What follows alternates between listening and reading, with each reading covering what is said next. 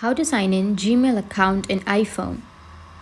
So if you want to sign in your Gmail account on your iPhone, then first make sure that you have a stable internet connection. After that, you just need simply tap on mail. And once you tap on mail, then you will have an option to add your Gmail account. Or if you don't find the option right here, then what you can do is you can just simply go with your Gmail, make sure that you've installed the application. After installing, you need to go with the profile, which is on the top right, and then go with add another account, and it will take you to this kind of interface. You can set up your Google, iCloud, Outlook, Hotmail, and Live, or Office 365, or Yahoo, or others. So you can just simply go with any option that you're comfortable with. So for example, if you want to add a Gmail account or a Google account, you need to tap on Google and then tap on continue. And from here, you can enter your email or your phone number on the first blank.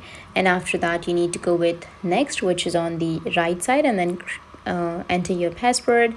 After entering your password, your account will be signed in. In this way, you'll be able to sign into your Gmail account in your iPhone. And if you have any questions, feel free to comment below. Thanks for watching.